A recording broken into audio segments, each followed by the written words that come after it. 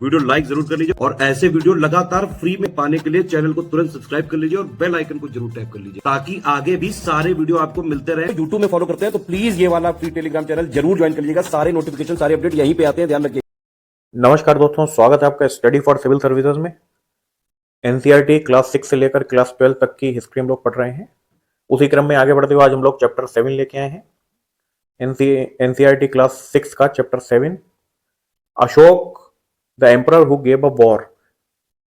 एक महान शासक अशोक जिसने युद्ध त्याग किया।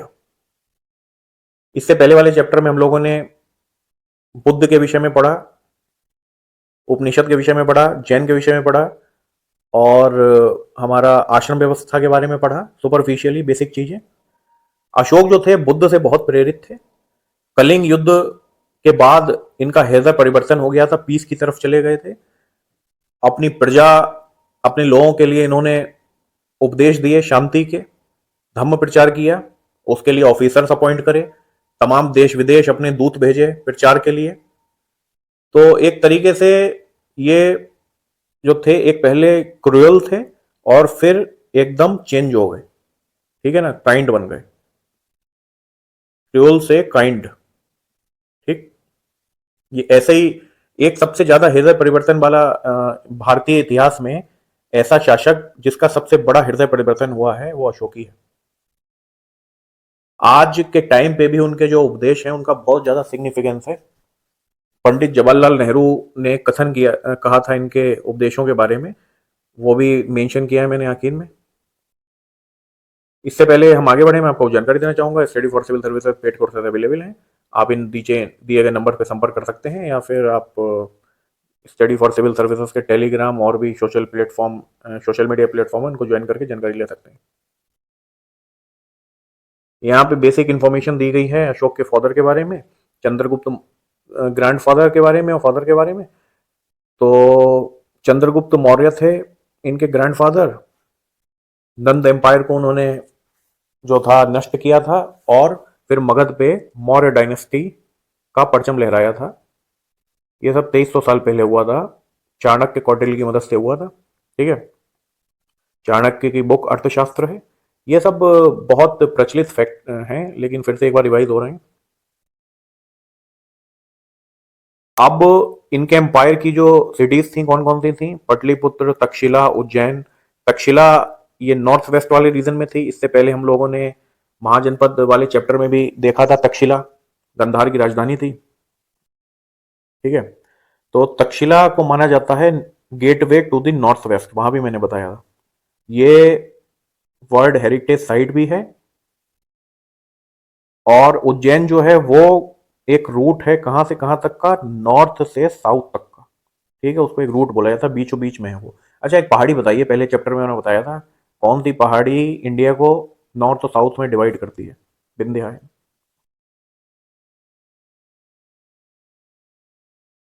ये वो साइट है जहां पे इनके इंस्क्रिप्शंस मिले हैं, ठीक है। ये रेड मार्क जो है इसको देख लीजिए सुपरफिशियली, और थोड़ा 2-4 बार देख लीजिए तो एक रफ आइडिया लग जाएगा। हिंदी वाला मैप थोड़ा ब्लर होता है, जो इसका डिजिटल वर्जन है बुक का, उसमें ब्लर दिया हुआ है। तो इसको या तो डायरेक्ट बुक से देख लीजिए या फिर मैं तो कर दे रहा हूँ जूम। एम्पायर इतना बड़ा था कि अलग अलग क्षेत्रों में अलग अलग भाषा, अलग अलग खाना पीना था, एक्सटेंसिव था। अब एम्पायर किंगडम से कैसे भिन्न होता है? देखिए, किंगडम का बड़ा फॉर्म एम्पायर है। एम्पायर का मतलब है एक सेंट्रल अथॉरिटी होगी, ठीक है, फिर उस बहुत बड़ा एरिया उसी के अंडर में रहेगा, ठीक है ना। तो कंट्रोल एक बीच में से होगा। किंगडम थोड़ा एक नैरो एरिया होता है, मतलब होता वो भी राज्य है लेकिन थोड़ा छोटा होता है वो साम्राज्य की अपेक्षा। तो किंगडम को कहें तो राज्य हिंदी में, और एम्पायर को कहें तो साम्राज्य। एम्पायर बहुत बड़े बड़े होते हैं, ठीक है। जैसे मुगल एम्पायर हो गया, ठीक है, मौर्यन एम्पायर जिसके बारे में हम लोग पढ़ रहे हैं अशोक के बारे में। और किंगडम छोटे होते हैं, छोटा पर्टिकुलर कोई राजा है, उसका क्षेत्र है कोई लिमिटेड कन्फाइंड, वो किंगडम हो गया। और एम्पायर जो होते हैं उनका एडमिनिस्ट्रेशन भी बड़ा डिफिकल्ट होता है, क्योंकि बहुत दूर दूर तक का एरिया कवर करना पड़ता है रूल करने के लिए। तो गवर्नर वगैरह अपॉइंट करे जाते हैं। राजा एक सेंट्रल अथॉरिटी होता है जो एक जगह पे रहता है, जो राजधानी होती है, और फिर उसके बहुत बहुत दूर पे जो उसके अंडर वाले एरिया होते हैं, ठीक है। और किंगडम को रूल करना आसान है साम्राज्य की अपेक्षा, मिलती जुलती ही हैं। साम्राज्य थोड़ा बड़ा बड़ा फॉर्म है, किंगडम थोड़ा छोटा। पाटलिपुत्र के आसपास का क्षेत्र सीधे सम्राट के नियंत्रण में था, जैसे मैंने बताया, और बाकी के एरियाज में ये गवर्नर अपॉइंट करके भेजते थे अपने अधिकारी जो थे। कर वसूलने के लिए नियुक्त किए जाते थे, और अधिकारियों का भी सुपरविजन के लिए कौन नियुक्त किया जाते थे? जासूस, स्पाइस। वही दूरस्थ क्षेत्रों के प्रशासन के लिए राज्यपाल नियुक्त किए जाते थे। तो राज्यपाल में या तो जो रूलर होता था अपना लड़का भेज देता था, जिनको प्रिंस बोलते थे, या कोई अपना सगा संबंधी, या फिर कोई बहुत उसका खास है उसको। अब जो इनके मान लीजिए दो एरिया हैं, दो, उनके बीच में छोटे मोटे एरिया हैं, तो वहां पे तो ये नहीं करते थे। वहां के राज्य मार्गों पे, वहां के जो ये राज्य किंगडम थे, उन मार्गों पे अपना कब्जा रखते थे, ठीक है ना। उनकी देख रेख करते थे, निरीक्षण नदियों का। तो वहां के लोग इनको भेंट के रूप में देते थे, संसाधन देते थे, इनको इकट्ठा किया जाता था। जैसे उत्तर पश्चिम का एरिया कंबल के लिए था फेमस, ये अर्थशास्त्र में मेंशन किया गया है, और दक्षिण का सोने और कीमती पत्थरों के लिए, ठीक। तो किंगडम के अलावा जो बीच का एरिया होता था, उसको ये करते थे, उसका मार्ग और नदी पे कंट्रोल। ये भी बहुत एक फेमस फैक्ट है, बहुत से लोगों को रटा हुआ होता है, लेकिन हम लोग पूरा इंक्लूसिव तरीके से पढ़ा रहे हैं। पूरा एक एक चीज रिवाइज करना, एक एक चीज फैक्ट देखना, मतलब पूरा हिस्ट्री कवर कर लेना। हिस्ट्री का एक ब्रॉड आइडिया, सब क्वेश्चंस हो जाएं, कोई बुक पढ़ें तो बहुत अच्छे से समझ में आए और बड़ी। और एग्जाम में मोस्टली मोस्टली फैक्ट एनसीईआरटी से आते हैं, बहुत एग्जाम में सरकारी बुक है ना, तो डेट से लेके इंपॉर्टेंट फैक्ट यहीं से आते हैं। तो इसलिए हम लोग पूरी इंक्लूसिव वे में कवर कर रहे हैं। तो हम लोगों को वो भी फैक्ट देखने हैं, पढ़ने हैं, जो कि पढ़ चुके हैं पहले से कई बार। मेगास्थनीज जो थे, चंद्रगुप्त के कोर्ट में एम्बेसडर थे, किसके? सेकुलस डिक्टेटर के, ठीक। और एक ये देखिए, एक बहुत इंपॉर्टेंट चीज यहां से मिलती है, उन्होंने कुछ डिस्क्राइब करा था इनके बारे में, चंद्रगुप्त के बारे में, मेगास्थनीज ने। अब वो क्या डिस्क्रिप्शन था, ये मैंने क्यों डाला, इसी को जरूरत नहीं है डालने की, लेकिन आजकल एग्जाम्स में क्या आने लगता है, कथन आने लगता है, जो बड़े एग्जाम्स होते हैं उसमें ये पूछ लेते हैं कि जैसे कथन दे देंगे, कहेंगे ये किसने किसके बारे में कहा था। तो अब ये एनसीईआरटी का कथन है, तो इंपॉर्टेंट तो अपने आप हो जाता है। तो इसलिए तो एक पहली इसकी लाइन देख लिया करिए, थोड़ा रफ आइडिया हो जाए आपको। The occasion on which emperor appears in public and celebrated grand royal procession. तो मतलब वही ग्रैंड रॉयल प्रोसेशन की बात हो रही है। तो ये कुछ आइडिया लगा लीजिए, मेगास्थनीज ने चंद्रगुप्त के लिए कहा होगा।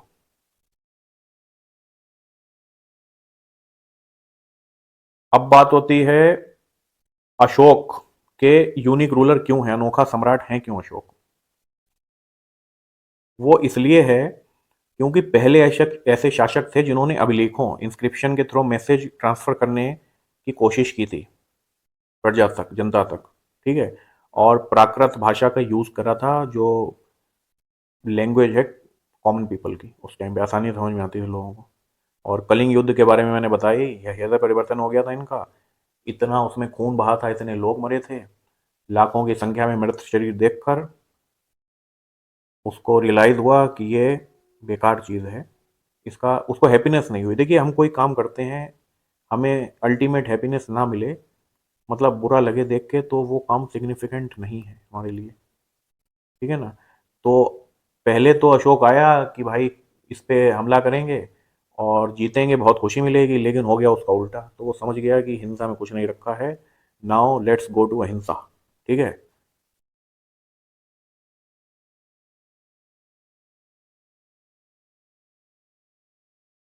धम्म क्या था अशोक का? अशोक का जो धम्म थे, वो एक तरीके का उपदेश। तो ये किसी कर्म कांड या देवता की पूजा करने में जोर नहीं देते थे। अशोक ये बोलते थे, कोई किसी के दुख हैं या कोई भी समस्या है किसी को, या कोई कुछ चीज करना चाहता है, तो उसके लिए कर्म कांड से वो नहीं होगा, मतलब अपने को सुधरना पड़ेगा। आज भी बात पूरी तरह से सिग्निफिकेंट है ये। मतलब जब तक अपने आप अपने में चेंजेस नहीं लाओगे, कितने भी कर्म कांड कर लो, कुछ मतलब फायदा नहीं होने वाला। तो ये अशोक ने ये बात कही थी कि भाई पूजा भी तभी सक्सेसफुल है अगर अपने आप में परिवर्तन लाते हो, ठीक है ना। तो उन्हें लगता था जैसे पिता अपने बच्चों को अच्छे व्यवहार की शिक्षा देते हैं, वैसे उनका कर्तव्य है कि अपनी प्रजा को, अपने लोगों को ये शिक्षा दें धर्म के विषय में। धर्म के विषय में मतलब यही बातें बताना, शांति का उपदेश देना, और बुद्ध से प्रेरित थे, उनसे जो चीजें इन्होंने अपनाई थी, एक्सट्रैक्ट करी थी, उसका उपदेश देना। ऑफिशियल भी अपॉइंट करे थे जिन्हें क्या बोला जाता था, धम्म महामत। लो फैक्ट मिल गया एक इंपॉर्टेंट। खाली आ सकता है महामत किसे बोलते थे उनके टाइम पे, तो वही आ जाएगा जो धम्म की शिक्षा देने के लिए अपॉइंट करे थे अशोक ने, ठीक है। वही शिलाओं स्तंभों पे अपने संदेश को दबाए थे, इंस्क्रिप्शन मिलते हैं देश के तमाम अलग अलग हिस्सों पे। अच्छा वो तो फैक्ट आपको पता ही होगा, किसने ये मतलब अभिलेख, जो जेम्स प्रिंसेप थे ना, उन्होंने डिस्कवर करे थे सबसे पहले। ये इसमें मेंशन नहीं किया गया, ध्यान आ गया, मैंने बता दिया। अशोक ने धम्म के विचारों को प्रसारित करने के लिए सीरिया, मिस्र, ग्रीक, श्रीलंका में भी दूत भेजे। अब ये देखिए कथन में आ सकता है प्रश्न, ये चार दिए गए हैं, तो ये आ सकता है क्या अशोक ने अपने दूत ग्रीस भी भेजे थे या मिस्र भी भेजे थे। तो अब ये श्रीलंका का तो सबको पता ही होता है कि भेजे थे, ठीक है ना। अब सीरिया, मिस्र और ग्रीस में होता है, तो वो श्रीलंका हटा के ये तीन दे सकते हैं नाम, या इनमें तीन में से कोई एक दे सकते हैं। बोलेंगे सही है गलत। एनसीईआरटी का फैक्ट बिल्कुल रटा होना चाहिए आपको, if you want to clear an exam. ये पंडित जवाहरलाल नेहरू ने बात कही थी अशोक के विषय में। अब ये मैंने क्यों डाला यहाँ पे, ये कथन इसलिए डाला कि ये डायरेक्ट एग्जाम में कथन लिखा आ सकता है, ये बोलेंगे किसने किसके लिए कहा, ठीक है। तो इसलिए रफ आइडिया लगने के लिए मैंने डाल दिया। उनका धर्म आदेश आज भी ऐसी भाषा में बात करते हैं जिसे हम समझ सकते हैं। लगभग 2000 साल पहले की बात हो रही है, लेकिन जो धर्म के उपदेश हैं उतने ही सिग्निफिकेंट हैं आज के टाइम पे भी जितने उस टाइम पे थे। बिल्कुल सच बात है। तो ये जवाहरलाल नेहरू ने ये बात कही थी। ये कीवर्ड हैं कुछ मैंने डाल दिए हैं, अब इनका क्रम बिगड़ा हुआ है। मतलब इसमें एम्पायर पहले, कैपिटल बाद में, ठीक है। और प्रोविंस है इसमें थर्ड नंबर पे, इसमें है फिफ्थ नंबर पे। तो अपना अपना देख लीजिए हिंदी इंग्लिश वाले। एम्पायर मतलब वही साम्राज्य, मैंने अंतर भी स्पष्ट कर दिया। एम्पायर में, किंगडम में, कैपिटल वही जहाँ से एडमिनिस्ट्रेशन होता था, जहाँ सेंट्रल अथॉरिटी होती थी। प्रोविंस मतलब जो उसके अन्य पार्ट होते थे, अलग अलग हिस्से। धम्म मतलब वही अशोक के जो उपदेश थे। मैसेंजर दूत हो गया, ऑफिशियल जो अशोक ने नियुक्त किए थे अधिकारी। अधिकारी किस किस के लिए नियुक्त करे थे, एक तो टैक्स के लिए करे थे और बाकी धर्म के उपदेश के लिए करे थे, मतलब प्रचार करने के लिए, शिक्षा इधर उधर देने के लिए। अब यहाँ पे विलेजेस की बात करते हैं, सिटीज की तो कर ली हम लोगों ने, ठीक है। अब विलेजेस की बात कर लेते हैं और खुशहाल गांव और समृद्ध शहर की बात कर लेते हैं, ठीक। अब ये गांव खुशहाल होना स्टार्ट हुए जब यहाँ प्रोडक्शन खूब होना स्टार्ट हो गया। वो हुआ आयरन एज के साथ, आयरन के टूल बनने लगे, तो फिर प्रोडक्शन भी बूम कर गया।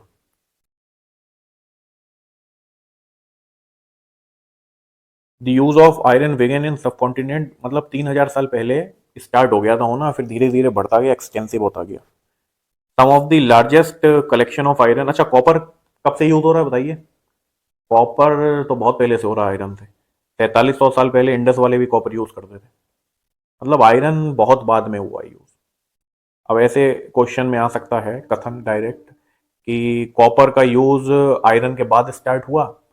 अब उसमें पूछ सकते हैं सही गलत, तो एक मतलब रफ आइडिया लग जाता है ना चीजों, तो क्वेश्चन बना सकते हैं हम लोग, कर सकते हैं। अब ऐसे गोल्ड का भी आ सकता है कि गोल्ड का यूज आयरन के बाद होना स्टार्ट हुआ, नहीं। मैंने बताया था चार मेटल यूज होते थे इंडस वैली सिविलाइजेशन के टाइम पे। कौन कौन से, मतलब एक मेटल नहीं था, एक अलॉय था। कॉपर था और गोल्ड था और सिल्वर था, और कॉपर से एक अलॉय बना था, ब्रॉन्ज, तीन मिला के। तो ऐसे करके क्वेश्चन बन सकते हैं। Some of the largest collection of iron tool and weapon were found in megalithic burials. तो जो महापाषाण कब्रों को हमने पढ़ा था इससे पहले, लगभग 3000 साल पहले कहाँ कहाँ स्टार्ट हुई थी, दक्कन में हुई थी, और दक्षिण भारत में हुई थी और नॉर्थ ईस्ट वाले रीजन में हुई थी, कुछ एरिया में कश्मीर में भी हुई थी। कैसी कबर होती थी? वही बीच में कबर होती थी, चारों तरफ पत्थर मोटे, पहले छोटे फिर उससे मोटे सजा देते थे और उनके संग सामान रख देते थे। मतलब एक बक्से में बंद करके उनके यूज का सामान रख देते थे, तो उसमें वेपन रखे जाते थे। ठीक है, वो आयरन के बने होते थे। तो ये सबसे पहले मतलब ट्रेसेस मिले आयरन के यूज के। तो ये 3000 साल पहले की कब्रें मिली हैं। तो ऐसा अनुमान लगाया था 3000 साल पहले यूज होना स्टार्ट हो गया था। अब 2500 ईयर एगो जो था, 2500 साल पहले आयरन के टूल बनाए जाने लगे थे। इनसे फॉरेस्ट क्लियर करने लगे लोग। तो और प्लस इसमें लोहे के फाल भी शामिल थे। ठीक है, ये सब टूल थे, खेती में भी यूज होते थे और फॉरेस्ट क्लियर करने के लिए। कहीं मान लीजिए फॉरेस्ट आ रहा है बस्ती के बीच में, उनको अपना राज्य बढ़ाना है या उस एरिया के फॉरेस्ट क्लियर करके खेती करनी है, तो उसमें भी यूजफुल थे। अब आयरन टूल के डेवलप ने इरिगेशन फैसिलिटीज को भी बूस्ट कर दिया, प्रोडक्शन भी बूस्ट हो गया। और इरिगेशन जो वर्क थे उसमें क्या क्या था? कैनाल, वेल, टैंक और आर्टिफिशियल लेक। इरिगेशन बढ़ेगा तो उसका आउटकम तो ये हो गई, प्रोडक्शन बढ़ेगा एग्रीकल्चर। साथ ही साथ आयरन टूल से भी यूज बढ़ा था, मतलब यूज बढ़ा था एग्रीकल्चर में, तो उससे प्रोडक्शन बढ़ा था। अब बात करते हैं, यहाँ कई फैक्ट जानने को मिलेंगे। Who lived in the village, गांव में कौन कौन रहते थे। ठीक है, अब अलग अलग नामों से जाने जाते हैं लोग। साउथ इंडिया में अलग, नॉर्थ इंडिया में अलग। दक्षिण और उत्तरी हिस्सों में अधिकांश गांव में कम से कम 3 तरह के लोग रहते थे। अब तमिल क्षेत्र की पहले बात कर लेते हैं। बड़े भूस्वामी को कहते हैं बेल्लाला। ठीक है, ये एज और बेल्लाला मिले मिला लिखा है, ये अलग कर लीजिए इसको, बेल्लाला।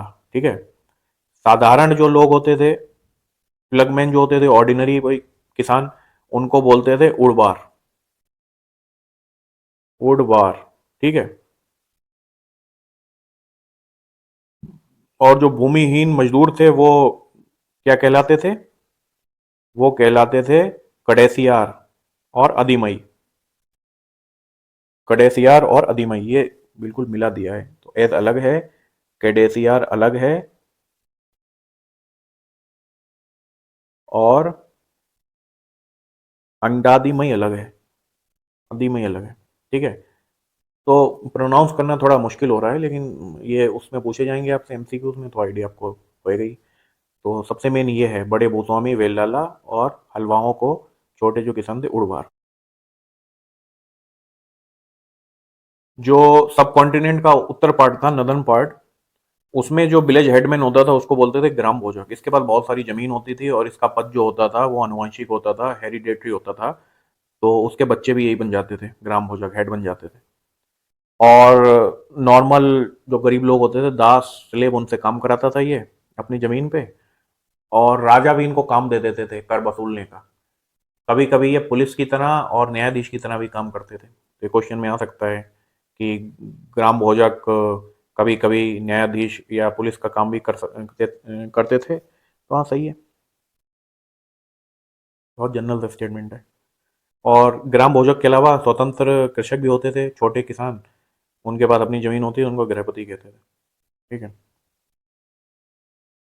और अधिकांश लोग होते थे वो लोहार, बुनकर, बढ़ई वगैरह लोग होते थे, शिल्पकार भी होते थे। जातक स्टोरी जो थी कंपोज करी गई थी ऑर्डिनरी लोगों के द्वारा। ठीक, मतलब एक स्टोरी बना ली जाती थी मनोरंजन के लिए, और बड़ा अच्छी होती थी। एक स्टोरी इसमें मेंशन करी गई है, वो आप पढ़िएगा ये बुक में, मैं तो नहीं बता रहा, कोई एग्जाम से लेना लेना देना है नहीं उसका, तो मैं बताऊंगा नहीं। तो और ये जो स्टोरी थी प्रिजर्व करी गई थी बुद्धिस्ट मॉन्क के द्वारा। मूर्तिकार जो थे सीन डिपिक्ट करते थे, अपना कंडीशन बताया करते थे फॉरेस्ट की, और आपका जंगल की लोगों की दशा दर्शाते थे। कुछ बलय कूप मिले हैं, बलय कूप या इनको बोलते हैं सिरेमिक रिंग्स। ठीक है, रॉक पॉट्स। तो ये माना जाता है या तो गुसल खाने थे, नाली थी, या फिर कूड़ेदान थे। ठीक है, रिंग आपका गार्बेज डंप थे, ड्रेन थे, या फिर टॉयलेट थे। ये अलग अलग हाउस में पाए जाते हैं, इंडिविजुअल हाउस में, मोस्टली घरों में पाए जाते थे। ठीक है। और महल, बाजार या आम घरों के अवशेष बहुत कम मिले हैं। संभवतः लकड़ी, मिट्टी और कच्ची ईंटों के छप्पर से बने होते थे। देखिए अब यहाँ पे कच्ची ईंटें आ गई। 4300 साल पहले हमने देखा था क्या,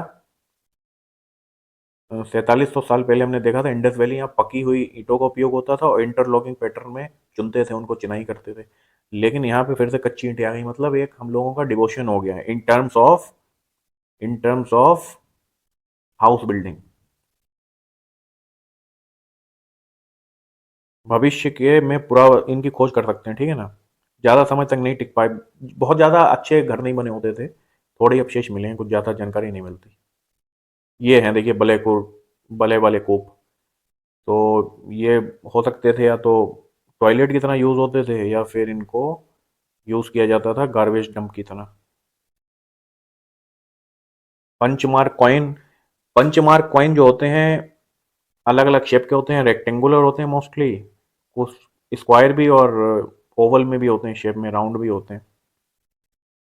तो उसमें ये तो इंस्क्राइब नहीं करा जाता है, कुछ उत्कीर्ण नहीं करा जाता है, कोई एक पंच मोहर होती है वो ठोक दी जाती है तेजी से उस पर, तो उसका कॉइन पे मार्क बन जाता है, ठीक है ना। तो उसको बोलते हैं पंचमार्क कॉइन।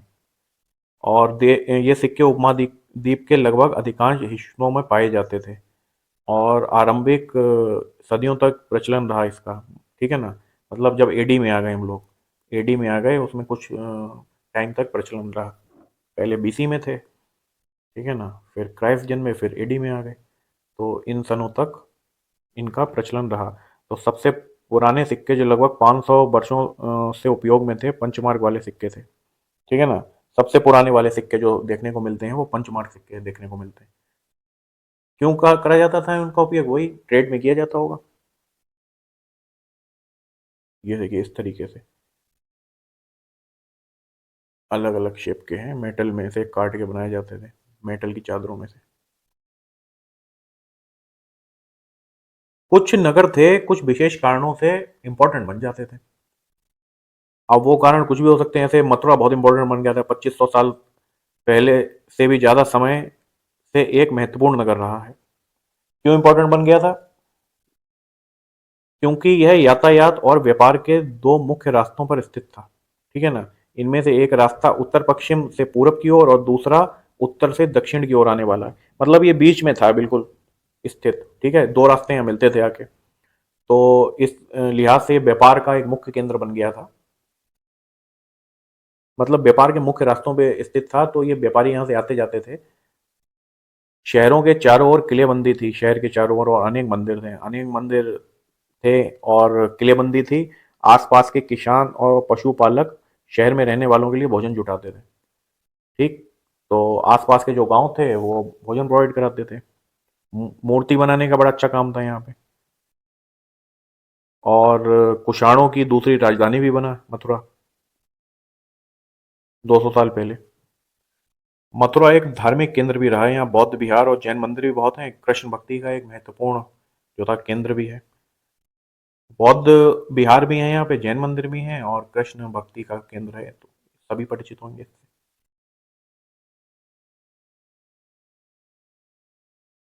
प्रस्तर खंडों मूर्तियों के अनेक अभिलेख मिले हैं, और आमतौर पर संक्षिप्त अभिलेख हैं जो स्त्रियां पुरुष द्वारा मठों को दिए जाने वाले दान का उल्लेख करते हैं। दान लोग करते थे, तो उसके छोटे छोटे अभिलेख मिले हैं, उनका जिक्र किया गया है।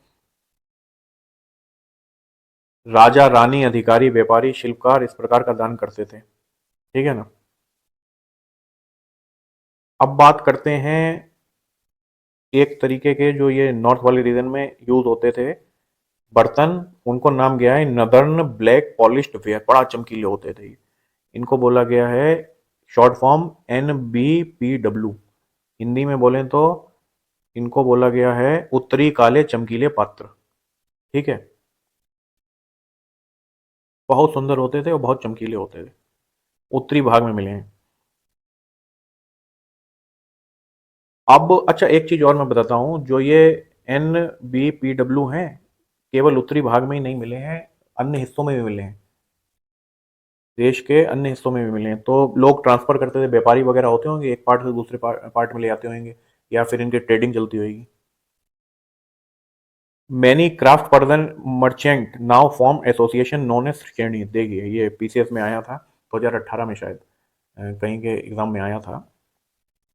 तो एसोसिएशन जो होता है किसका, मर्चेंट का, उनको बोला जाता था, व्यापारी अपने अपने संघ बना लेते हैं, उनको श्रेणी बोला जाता था। क्या बोला जाता था, श्रेणी। The shreni of craft person provided training, procured raw material and distributed the finished product. और ये बैंक की तरह भी काम करते थे और ये ट्रेनिंग देने का काम भी करते थे, कच्चा माल उपलब्ध कराते थे, मतलब एक एसोसिएशन बन जाते थे। तो किस किस के एसोसिएशन बन जाते थे, जो व्यापारी और शिल्पकार होते थे उनके एसोसिएशन को श्रेणी बोलते थे। बैंक के रूप में भी काम करते थे, यहाँ पे लोग पैसा अपना जमा कर देते थे या फिर कर्ज पे भी ले लेते थे कुछ लोग जिन्हें जरूरत होती थी। कपड़ा उत्पादन का कार्य बहुत महत्वपूर्ण हो चुका था। उत्तर में बनारसी और दक्षिण में मदुरई इसके प्रसिद्ध केंद्र थे। ठीक है ना, उत्तर में कौन था, बनारस, दक्षिण में मदुरई। ये हैं देखिए वही वाले बर्तन, काले चमकीले बर्तन। ये मिट्टी को पका के और फिर बड़ा फर्निश किया जाता था उनको, तो बड़ा चमकीले बनते थे। ये इनके बारे में डिटेल में दिया गया है। कैसे बनते थे ये, एक कठोर चाक निर्मित धातु की तरह दिखने वाले तथा चमकदार काली सतह वाले पात्र हैं। इसे बनाने के लिए कुम्हार मिट्टी के बर्तनों को भट्टों पर मिट्टी के उच्च तापमान पर रखते थे, तो भारी सतह काली हो जाती थी। फिर इन पर एक काली लेप भी लगाई जाती थी जो शीशे की तरह चमक प्रदान करती थी इनको। तो जो इनका चमकीला होना है ना, वो इनकी क्वालिटी थी। और काला रंग, तो पहले पकाते थे, भारी लेयर काली हो जाती थी, फिर उसके ऊपर एक लेयर और लगा देते थे, फिर चमक लगते थे शीशे की तरह। अरिका मेडू। अरिका मेडू क्या है, ये एक पत्तन है। ठीक है ना, कोस्टल सेटलमेंट है, मतलब समुद्र के किनारे। तो यहाँ पे दूर दूर से आए जहाज़ों से सामान उतारे जाते थे और ईंटों से बना ढांचा भी मिला है। ये कौन सी सन में था, 2200 से 1900 तक ईंटों से बना ढांचा भी मिला है, जिनको गोदाम कहा गया है। तो 2200 साल से 1900 साल पहले तक ये रहा है। और यहाँ भूमध्यगीय मध्य सागरीय क्षेत्र के एम्फोरा जैसे पात्र मिले हैं। तो मेडिटेरेनियन जो रीजन है, तो वहाँ पे पात्र यूज होते हैं एम्फोरा। तो यहाँ पे भी वैसे ही पात्र मिले हैं, तो कुछ आए होंगे लोग वहाँ से ट्रेड करने, क्योंकि ये आपका पत्तन एरिया था ना, कोस्टल एरिया, जहाज उतरते थे तो वही लोग अपने साथ ले आए होंगे इसलिए। तो ये ऐसा कुछ इंडिकेशन देते हैं। और इनको शराब या तेल जैसे तरल पदार्थ रखे जाते थे इनमें, एम्फोरा में। फैक्ट है वैसे ये। एम्फोरा क्या है, क्वेश्चन आ जाए अगर उसमें कि व्हाट इज एम्फोरा, बर्तन है, कोई कृषि उपकरण है, ठीक है ना, या आपका कोई हथियार है।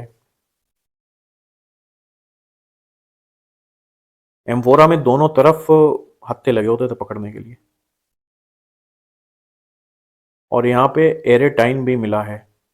ठीक है ना, ये भी एक टाइप के स्पेशल बर्तन होते थे जो इटली में एक के शहर के नाम एरेंटाइन पात्र के नाम से जाने जाते हैं। ठीक है ना, उनको बोलते हैं, इटली में कोई शहर होगा एरेटाइन, तो वहीं के नाम पे रख दिया इनका नाम।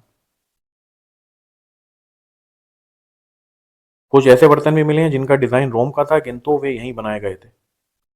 यहाँ रोमन लैम्प, मतलब विदेश से रिलेटेड चीजें मिली हैं जो जैसे विदेश में यूज होती हैं उस टाइम पे, लेकिन ये स्पेशली नाम दिए गए एम्फोरा और एरेटाइन। अब इंपॉर्टेंट डेट्स की बात कर लेते हैं। Beginning of use of iron कब हुआ था भैया, 3000 साल पहले। कहाँ पे, शुरुआत में ही पढ़ा था। सबसे पहले ट्रेसेस मिले थे मेगालिथिक बरियल्स में, जो कब्रें थी। और कब्रें वो 3000 साल पहले मिली थी। कहाँ कहाँ होती थी, दक्कन साउथ वाले रीजन में होती थी, और नॉर्थ ईस्ट, यही मत अपना आसाम अरुणाचल और ये वाले रीजन में। और कहाँ होती थी, कश्मीर। लोहे के प्रयोग में बढ़ोतरी हो गई 2500 साल आते आते, 2500 साल पहले आते आते। संगम जो साहित्य रचना की शुरुआत हुई थी वो 2300 साल पहले हुई थी। ठीक, इनके बारे में पढ़ेंगे, इनके बुक्स के बारे में। कौन कौन सी थी, मनी मेकलाई थी एक, सत्तानारायण ने लिखी थी।